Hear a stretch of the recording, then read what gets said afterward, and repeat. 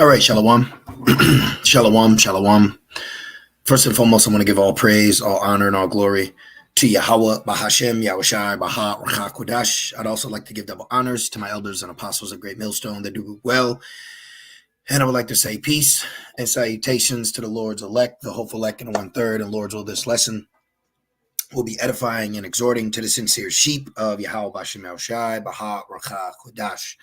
And as the title reads, Mene, Tekal, Upharsin. All right. And that's right out the scriptures. I originally was going to title it, The Days of Babylon Are Numbered. But I started doing a little bit more, a little more studying and reading. And the Spirit pretty much has led me to title it that. So, pretty much just want to do a lesson based off how Babylon, mystery Babylon the Great, all right, will fall. Okay, just like how ancient Babylon will fall. Okay, suddenly. All right, this place is going to fall. All right, but people don't know that mystery Babylon the Great is talking about here in America. Okay, and pretty much just want to compare how, the Lord raised up prophets. As I said, matter of fact, let's get that precept just came to mind. The Lord raised up prophets in Babylon. I'm actually in this chapter, and lately, my spirit has been heavy. If you've been watching, the videos or seeing our camps, the Spirit's been heavy on me, going into Nehemiah, going into Ezra, going into the return, all right, of exile from, the Babylonian captivity, which if you understand history, just like in the prophecies, we were able to return to Jerusalem when, the Persians and the Medes got into power, just like it was prophesied. So that's been real heavy on my spirit. But if you're into the timeline, of how things are playing out, you'd have to mention Daniel, because Daniel transitioned from the Babylonian Empire to actually the Persian Empire. And he even prophesied the downfall of Babylon to the king, hence why we titled it Mene, Tekal. All right, and pretty much just going to go into that. So this is Jeremiah 29 and 15. It says, which Jeremiah 29 actually goes into, Jeremiah 29 goes into the prophecy of Jeremiah about how after 70 years, Babylon would fall. And then you read in Daniel that account. Okay, so it's Jeremiah 29 and 15, because ye have said, the Lord, Yahweh Bashem Yahushai, has raised us up prophets in Babylon. And that's what's happened. You had prophets in ancient Babylon, and you have prophets now in mystery Babylon. But mystery, it's no longer a mystery now to us. All right, because Babylon the Great is talking about America. Okay, so let's see. Let's jump into Daniel, the 5th chapter. All right, we're just going to kind of swing around in this. So let's get out of the NLT. Looks like they're doing something new here. New translation. Let's see what they got going on. Oh, okay, that's cool. All right, let's try that. So let's go to the KJV. Looks like they got a new format. This is Daniel 5. Look at this. It says, Belshazzar, the king, made a great feast to 1,000 of his lords and drank wine before the 1,000. Belshazzar, while he tasted the wine, commanded to bring the golden and silver vessels which his father Nebuchadnezzar had taken out of the temple, which was in Jerusalem, that the king and his princes, his wives, and his concubines might drink therein. Then they brought the golden vessels that were taken out of the temple of the house of the Most High, which was at Jerusalem, and the king and his princes, his wives, and the concubine drank in them. They drank wine and praised the gods of gold and of silver and of brass, of iron, of wood and stone. So right here, this is the spirit that Babylon is. All right, mystery Babylon. They're what? They're settled. They're careless. All right, what is that? Zechariah 2. I think is it Zechariah 2? Let me see. Zechariah. It could be Zephaniah. Let's go to Zechariah 2 and 15. Okay, this is Zechariah 2. Okay, maybe it is Zephaniah. Always mix these two up. That's okay. And let's go here. And even Zechariah was raised up too in the time of the restoration of the rebuilding of Jerusalem in the time of the Persians. All right. He was also raised up with Haggai. But this is Zephaniah 2. Yep.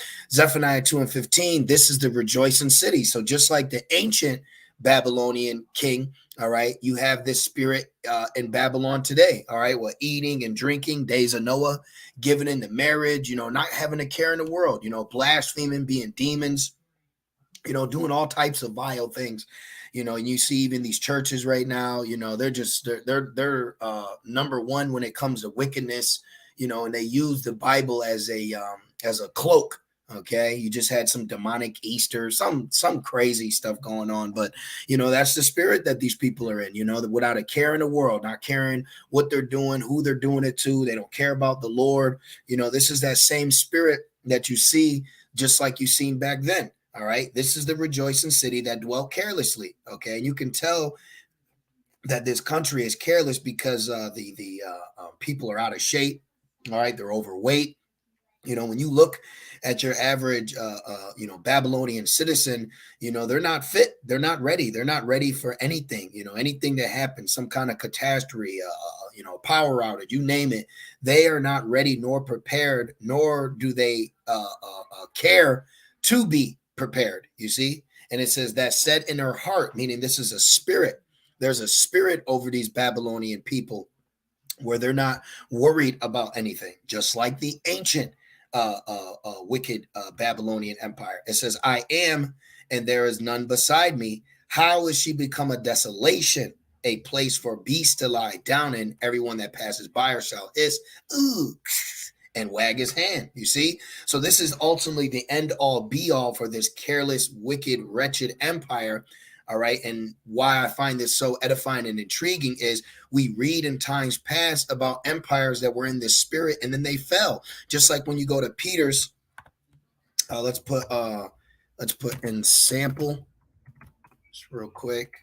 Yep. Look at this. It says 2 Peter 2:6, and turning the cities of Sodom and Gomorrah into ashes, condemn them with an overthrow, making them an ensample unto those that after should live ungodly. So Sodom and Gomorrah was an example unto the future rulers of how not to live and how to be. But then you look at Babylon today, and it models itself, it prides itself after these ancient cities that Yahweh Shem Shai destroyed for their wickedness. But this was also prophesied that not only it would be as the days of Noah, but also as the days of Lot. And where was Lot? Sodom and Gomorrah. So Esau is falling, into a very deep trick bag, and all of his actions are leading him down a road of destruction. Okay. And that's why in the spirit earlier, I was just sitting there like, man, Babylon's days are numbered. And then what? You got to go into Daniel because it got numbered. The ancient Babylon got numbered, and it was overtaken. But this is how we also know when Jeremiah, or there's times where Babylon's talking about being burned with fire. That didn't happen to ancient Babylon. As Elder Pastor Harris always said, it was like a precise strike. And I'm actually going to go into the commentary to prove that. So when you read about I shall raise up a destroying wind, a beast of destruction, that hasn't happened yet. Isaiah prophesies that in the Assyrian captivity, and Jeremiah prophesies about camp ye round about her, all ye that bend the bow. That didn't take place back then. That's going to happen now. Okay, I shall send fanners upon Babylon and shall fan her. That hasn't happened yet. So there is a new Babylon that is prophesied to be destroyed. Okay, so let's go back. And it says Daniel 5:5, in the same hour came forth fingers of a man's hand and wrote over against the candlestick upon the plaster of the wall of the king's palace. And the king saw the part of the hand that wrote. Then the king's countenance was changed. See, and his thoughts troubled him, so that the joints of his loins were loosed and his knees smote one against another. All right. And this is the fear. All right. And this is what Yahweh Shem Shai has done to ancient kings, where he's put fear into these kings. Okay. He's put great fear and troubleness upon these kings. And that's getting ready to take place upon this Babylon and these inhabitants and these people and these powers that be. They are going to be in fright and fear. It makes me think about the prophecy where when they're in their bunkers, they're going to ask the rocks to fall upon them to hide them from the Lamb. They're going to be afraid. Okay. They're going to be afraid when Yahweh Shai comes back. And actually, what is that? Rev 9. Just give me a minute. No, it wasn't Rev 9. Oh, it was Rev 6. It was Rev 6. Yep. Now, actually, I could get that. Do I want that right now? Let's just hold it. I quoted it, so let's just hold it. Let's hold Rev, because I gotta go into Revelations with this lesson. So let's just go to Rev 6 and hold that. But I don't want to jump too far ahead. So let's go here and let's hold that about right here. See, and the kings of the earth. See, going into these kings. I'm going to go into that, but I got to go a little bit into this king of the ancient Babylon before we talk about the modern kings of this Babylon. Okay, so it says, check this out. Look what he does, though. It says the king cried aloud to bring in the astrologers. So when the judgment came, the first thing that this king wanted to do was to bring in astrologers and look, soothsayers. Now, what does that remind me of? Isaiah 47. And Isaiah prophesies. Look, watch this. Where is it? Isaiah 47. Look, come down and sit in the dust, O virgin daughter of Babylon. Sit in the ground, there is no throne, or daughter of the Chaldeans, for thou shalt no more be called tender and delicate. So what Babylon is this talking about? This talking about the new Babylon, all right? Because look, it says, as our Redeemer, the Lord of hosts, his name, the Holy One of Israel, right? So when you jump down, right here, see, look, this talking about Babylon the Great, the new Babylon, the mystery Babylon. And thou sayest, I shall be a lady forever, so that thou didst not lay these things to heart, neither did remember the latter end of it. Right. Esau doesn't remember. Okay. He's not considering the latter end. All right. He's not considering what happened to these ancient kings and these ancient empires. You see, and that's another problem is where these historians and these commentators is they know all this information about these ancient empires, but then all of a sudden it just stops now. So now, like America today is not mentioned in the Bible, or the wickedness that it does. There's nothing to do with that. The Lord raised up prophets in all these empires, but there's not going to be prophets again in these times. You see? Now let's go down. Let's go down to right here. This is talking about Babylon today. Look, it says, but these two things shall come in thee in a moment, in one day, the loss of children and widowhood, they shall come upon thee in their perfection, for the multitude of thy sorceries and for the great abundance of thy enchantments. This is what Babylon lives off of. This is what America's all about. Great enchantments and abundance. All right. It's all about finding ways to bewitch you. Okay. And this is why it's also confusion. You see, look, for thou hast trusted in thy wickedness. Thou hast said, none seeth me. Thy wisdom and thy knowledge, it has perverted thee. This place is perverted. Okay. Babylon, the virgin daughter Babylon the Great is perverted. And it says, and thou hast said in thy heart, I am, and none else beside me. This is why we just read in Zephaniah, all right, about how this careless city, saying that I am. Look, therefore shall evil come upon thee. Thou shalt not know from whence it rises, just like ancient Babylon, okay? They didn't, but we know because you had prophets prophesizing. So we have the letters, we have the writings, we have the understanding. Okay. And it says, and mischief shall fall upon thee. Thou shalt not be able to put it off. And desolation shall come upon thee suddenly, which thou shall not know. See, this is talking about the mystery Babylon the Great, because Persia didn't destroy Babylon. It overtook Babylon. You see, it says, look, stand now with thy enchantments. What did we just read in Daniel? Soon as something happened, what? He went to what? The astrologers and soothsayers. This is what Esau's done. Esau's position of power is from the left-hand side. Okay, Matthew 4. What did Satan tell Yahushua? If you got to bow down to me, and I'll give you all these kingdoms. And who did that? Esau. Esau is bowed down. Okay, he's bowed down to the left-hand side so he can rule. Look, it says, stand now with thy enchantments and with the multitude of thy sorceries, wherein thou hast labored from thy youth. If so be thou shalt be able to profit, if so be thou mayest prevail.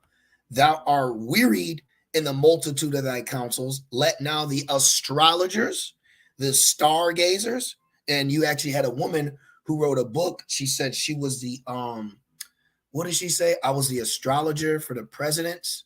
Let me see if I can look this up real quick. Let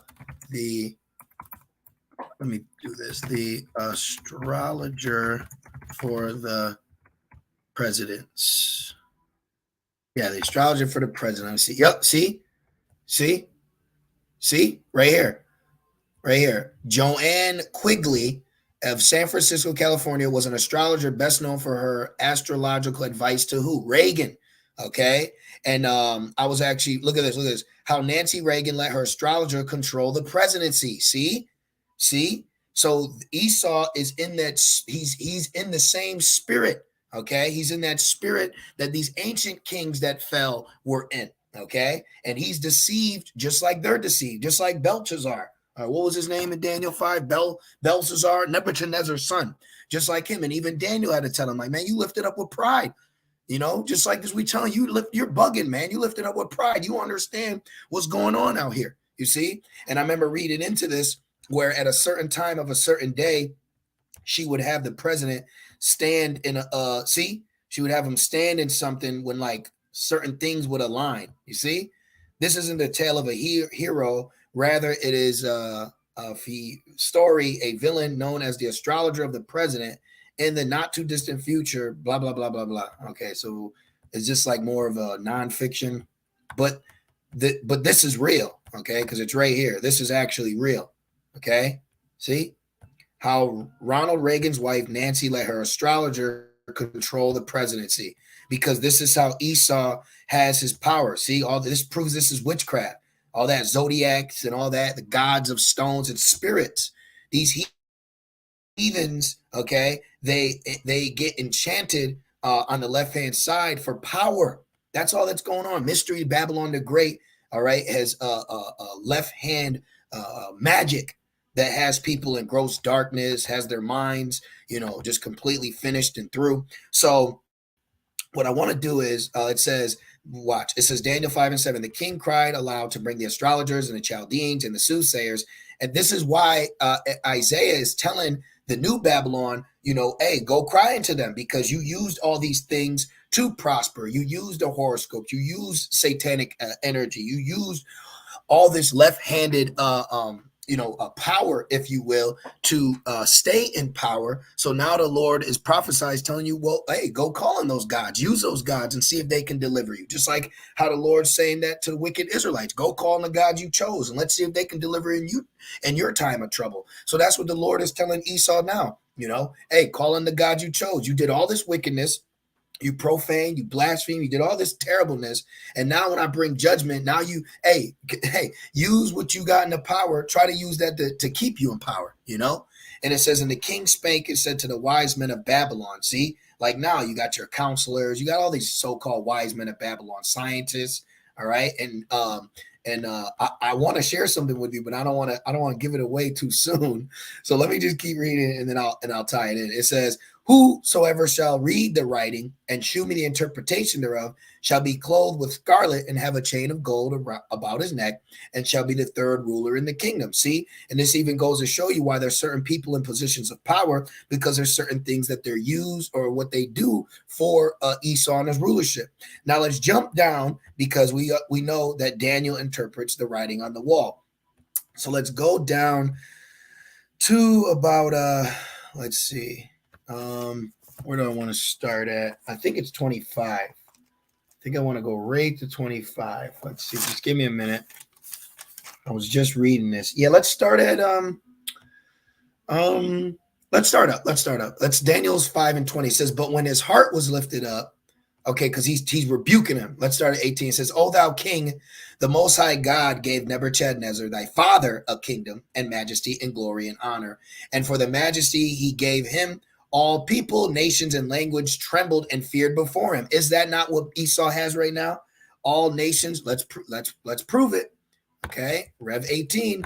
All right, and now they're drunk with the wine of Esau. See, nothing new under the sun. Okay, it's nothing new under the sun. But now Esau is in this role. Esau's in this position.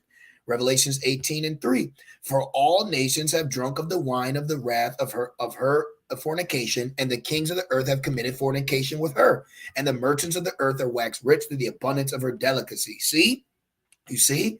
So the ancient Babylon had that, but now Esau has that in a more of an abundance. Okay, Esau has that on a higher scale. I mean, with technology, the advancements.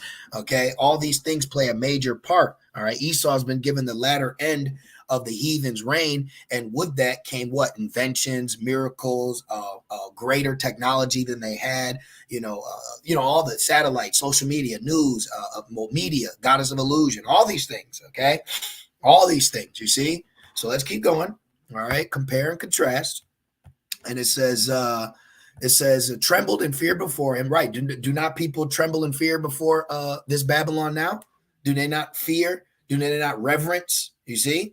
It says whom he would he slew, and whom he would he kept alive, just like Babylon today.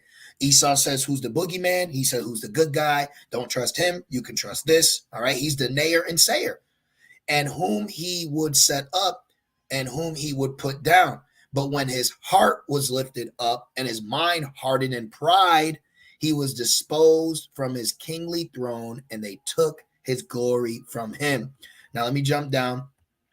All right. You can read it. All right. And it says, and thou, his son, O Belshazzar, has not humbled thy heart, though he knewest all this. See, because when you read right here, it talks about how he bugged him out, had him as a beast, had him just completely finished and through.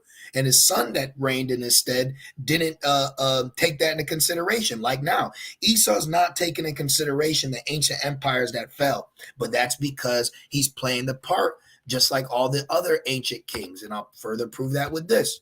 Romans 9. All right. Just like how the Lord hardened Pharaoh's heart. Okay. Romans, just give me a minute. Romans 9 and 17.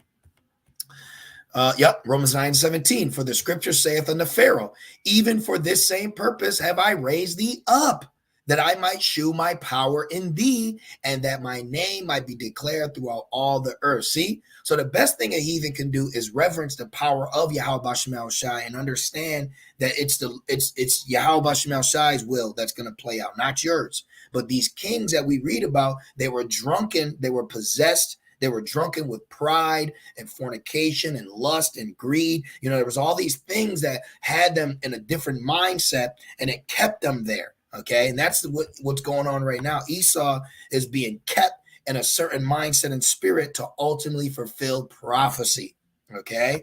And it says, O thou his son, O Belshazzar, has not humbled thy heart, though thou knewest all this, but has lifted up thyself against the Lord of heaven, and they have brought the vessels of his house before thee, and thou and thy lords, thy wives, and thy concubines have drunk wine in them, and thou hast praised the gods of silver and gold, of brass, iron, wood, and stone, which see not, nor hear, nor know, and the God in whose hand thy breath is, and whose are all thy ways, has thou not glorified. Right? See? You're going to be glorified in Yahweh B'Shem El Shai in our kingdom when we rule. That's what you heathens are going to learn, who and what God is to be praised. And that's the God of Abraham, Isaac, and Jacob. And that's one thing Esau doesn't do. All right. He's taken an identity. He's claimed to be these people. And now look at how he acts, even as he claims to be these people. He's a demon. Then was the part of the hand sent from him, and this writing was written. And this is the writing that was written. Mene, Tekal, Upharsin. This is the interpretation of the thing. Mene, God has numbered thy kingdom and finished it. Tekal, thou art weighed in the balances and are found wanted.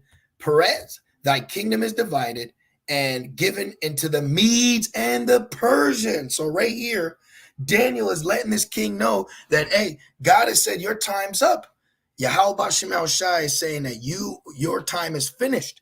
And when you go into it, this was the next kingdom to rule. So we are now waiting for our turn to rule. We are the next kingdom to rule, starting with Yahweh Shai. Okay. So we're in Babylon the Great right now. And we're letting you know that the next kingdom to be ruling is the nation of Yasharallah. This is why it says in Psalms 2, the heathens imagine a vain thing. They don't understand the narrative of the Lord. They don't understand the timeline of the Lord or who the Lord is setting up next. Okay. It went from the Egyptians, Assyrians, Babylonians, Persians, and the Medes, but mainly the Persians. And then then the Greeks, then the Romans, and then from there it kind of got divided more up because ultimately the Roman Empire had to come back through NATO, EU, the Great Whore. Okay, but you see, so we're the next up after Babylon. We're the next empire to rule. Now that I got this point out the way, we don't need to focus too much on the Medes and the Persians. What I'd like to do now is go into this commentary and compare to how it's going to fall now today. Okay, so when you go into it, all right, they got it. Check this out. It says, weighed in the balances and found wanted, a mighty army and brilliant tactic overcame the Babylonian Empire. Yet it still fell from within. The armies of the Medes and the Persians could only conquer because Belshazzar and his kingdom were found lacking in spiritual and moral values. That's exactly what Babylon is today. All right, it's lacking in moral values, decadence. Okay, you see, and it's completely left-handed. All right, everything here is left-handed. They're building the world's largest Ouija board. Look, I'll show you. You know, I'll block this. See, look, already going into that. Watch this. It's just a quick Google. Everything's a quick Google of this place, man. So look, builds largest. How the hell you spell it? Ouija, yeah, Ouija board. Look, world's largest Ouija board materializes in Salem. See, largest Ouija board in Massachusetts. You see, because this is the spirit Esau comes in. All right, he comes in the power of the left hand side, and the ancient empire fell. See, we have what's beautiful too. Is the Lord prophesizes what kingdom's going to rule, what kingdom's going to fall. But what's beautiful is through the process of time, you see the don'ts that these kingdoms do that leads the Lord to judging them. Okay. Now, let's see. It says that the ancient Greek historian Herodotus relates to the Persian king Cyrus conquered the Babylonian by diverting the flow of the Euphrates into a nearby swamp. This lowered the level of the river, so his troops marched through the water and under the river gates. And guess what? It's prophesied for the Euphrates River to dry up again. Tell me this ain't beautiful. Let's go to Revelations 16 and 12, is it? Revelation 16 and 12, it says, and the sixth angel poured out his vial. This is talking about modern Babylon today, virgin daughter Babylon, okay? And the sixth angel poured out his vial upon the great river Euphrates, and the water thereof was dried up. So even in history says this is how the Medes got the Persians and the Medes got the advantage of ancient Babylon, but the Lord prophesies that he's going to have the rivers dry up again, but this is going to be for war in the valley of Jehoshaphat. You see, because the Babylon today is here, is America, but there's a prophesize of the third war that's going to take place in the Middle East, right? And that's going to lead, that's going to give troops the ability to have more land and ultimately for battle. I found that very spiritual. And it says that the way of the kings of the East might be prepared. See, so this is allowing the new kings to gather their military, to have more position. Okay. And even as a fun fact, with the river drying up, Euphrates river dries. Check this out. A brother had made mention of it. Look, when the river dried up, it created a omega symbol. An omega represents the end. All right. So this is the end of the heathen reign. We are in the time of the end of the heathen reign. And they're like, oh, that's over. That's just over there in Mesopotamia. That has nothing to do with us. See, they don't see the signs. They don't see what's taking place, because World War III will take place in this land. All right. But Babylon, the not so great over here in the Western Hemisphere, they're not taking this consideration as signs or wonders or has anything to do with them. Okay. Until it's at their front door, until it's at their face. So let's keep going. It says this lowered the level of the river, so his troops marched through the water and under the river gates. They still would not have been able to enter had not the bronze gate of the inner walls been left inexplicably unlocked. This was exactly what the Most High predicted in Isaiah 44:28. Okay. Thus saith of Cyrus, he is my shepherd, and he shall perform all my pleasure, even saying to Jerusalem, thou shalt be built, and to the temple, thy foundations laid. And that's why you have the book of Nehemiah. This is why you have Haggai, like I said, Zechariah. You read all these accounts. Ezra, this is why Ezra mentioned it, because look, Jeremiah, you see, it says, God, the Most High opened the gates of the city of Babylon for Cyrus and put it in writing 200 years before it happened. Isaiah or Jeremiah 51:57, and I will make drunk her princes and her wise men, her captains and her rulers and her mighty men, and they shall sleep a perpetual sleep and not wake, saith the King, whose name is Lord of hosts. Thus saith the Lord of hosts, the broad walls of Babylon shall be utterly broken, and her high gates shall be burned with fire, and the people shall labor in vain, and the folk in the fire, and they shall be weary. But remember, Babylon the Great today is going to be ultimately burned with fire. You see, this modern day Babylon is what's going to be burned with fire. Okay, now let's keep going down. It says, Cyrus advanced into lower Mesopotamia and leaving Babylon to last, conquered and occupied the surrounding territory. Seeing which way the wind was blowing, Nabonidus of Babylon deserted his city, leaving it in the charge of his son Belshazzar. The taking of Babylon was as bloodless and effortless as Daniel 5 implies. See? We were just reading that, Daniel 5. So when Babylon got overtaken, it says it was bloodless and effortless. But this modern day Babylon is going to be destroyed with it says the earth is going to shake. Okay. It's going to say it's a besom of destruction. Okay. Can't round about or destroy and win. So this is how we know that the Babylon right here is not talking about the same Babylon that we read in the scriptures when it comes to fire and great destruction and never inhabited again. Okay, look, watch this. This is the reason why I wanted this. The fall of mystery Babylon will be like the fall of real Babylon. See that? So they know. All right. It says, look, sudden, sure. Remember, it says when they say peace and safety, sudden destruction. And was that Peter's? Let's put sudden destruction. I think that's how it's referred. Look at this. Look at this. 1 Thessalonians 5:3. For when they shall say peace and safety, then sudden destruction cometh upon them as travail upon a woman with child, and they shall not escape. You see that? See, Proverbs 3:25. Be not afraid of sudden fear, neither of desolation of the wicked when it cometh. So this place is getting ready to be ultimately destroyed. Okay, with a great destruction. See? Jeremiah 15:22, a sound of battle is in the land and of great destruction. You see that? As a matter of fact, when you go to Jeremiah 50, let's view the chapter, and we go down to the 30th. Oh, and another thing, why does Jeremiah talk about the counsel against Edom is the same counsel against Babylon? You see? When you go down, look, call together the archers against Babylon, all ye that bend the bow, camp against it round about. But it was just the Medes and the Persians. So this can't be talking about ancient. It's talking about modern. Okay. That's why all these armies, NATO is going to turn. It says the beast shall hate the whore. Russia, all of them. Okay. Let none thereof escape. Recompense her according to her work, according to all she has done. Do unto her.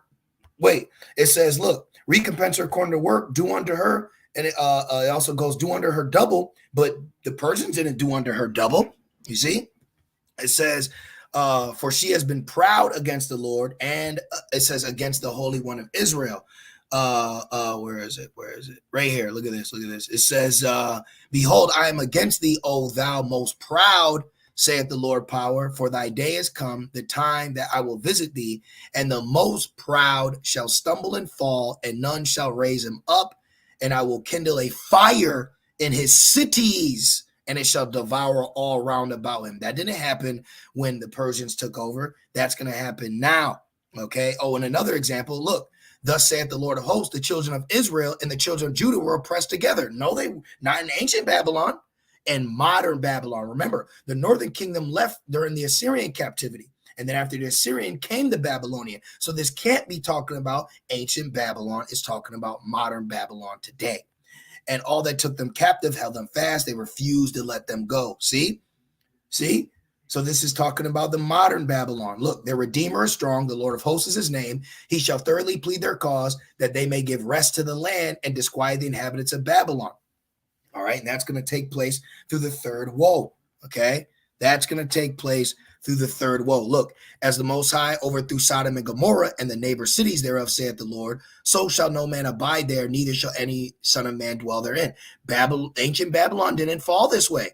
Ancient Babylon was not overthrown like Sodom and Gomorrah.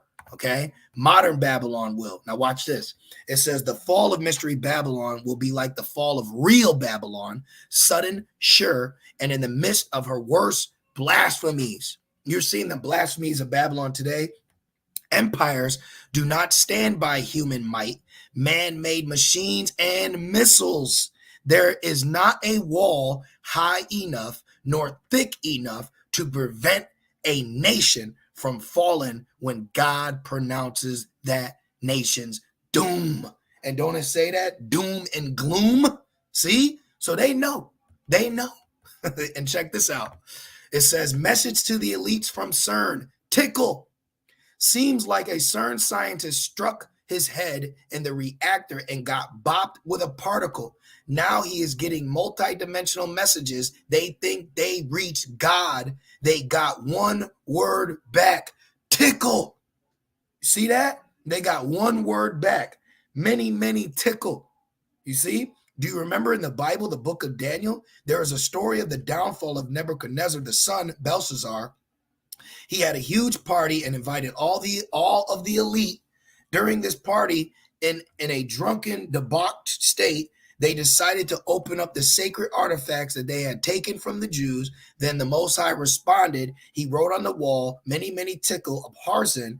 They didn't know what the writing on the wall meant, so they sought out Daniel, and Daniel told them, you have been judged and found wanted. So the message from CERN, you have been weighed, get right, reach out, talk to God. He wants you to come to him and meet him halfway. No, this place is getting ready to fall, man. Okay, this place is getting ready to fall in the right way. You see that? So I found this beautiful because as we read about the history of the ancient Babylon, we now know that we're in the new Babylon, and this Babylon has been found wanted as well, and great destruction is coming. In so much that about 6 years ago, they said that a CERN scientist stuck his head into a reactor, got hit with a particle, and he said he heard one word, tickle. Amen. The Lord is not playing. The Lord's not playing. When the judgment comes for these elites, oh man, they're going to be afraid. Let's get it. Revelations 6 and right here, 14. After all the destruction happens, see, 13. And the stars of heaven fell into the earth, the missiles, even as a fig tree casteth her untimely figs when she is shaken with a mighty wind, and the heaven departed as a scroll, mushroom cloud, when it is rolled together, and every mountain and island were moved out of their place, and the kings of the earth, and the great men, and the rich men, and the chief captains, and the mighty men, and every bondman and every free man hid themselves in the dens and in the rocks of the mountains, and said to the mountains and rocks, fall on us, hide us from the face of him that sitteth on the throne, and from the wrath of the Lamb. For the great day of his wrath is come. Who shall be able to stand? See? Babylon the Great is getting ready to be judged in a major way, and it's going to be judged through fire. All right, it's going to be judged through fire. What is that? Is it Revelation 17 and 16? Yep, because this is talking about the whore of Babylon, right? Isn't there a whore that rideth upon the beast? Look, 17 and 5, and upon her forehead was a name written, Mystery Babylon the Great, the mother of harlots and abominations of the earth. So the Bible speaks about more than one Babylon. Okay, the Bible speaks about more than one Babylon, but this modern Babylon is going to be destroyed with fire. All right, Rev 17 and 16. And the 10 horns, NATO and EU, which thou sawest upon the beast, these shall hate the whore and shall make her desolate. Hate what whore? Babylon the whore, and make her desolate and naked, and shall eat her flesh and burn her with fire. What does the Bible say to do to a whore? You burn her. Okay, you see? So this is the judgment that's getting ready to happen, man. All right, look, for the Most High has put it in their hearts to fulfill his will, see, and to agree and give their kingdoms unto the beast until the words of the Most High shall be fulfilled. And the woman which thou sawest is that great city which reigneth over the kings of the earth. And that's today, America. And America is who? Babylon. You see? So I just wanted to do that lesson.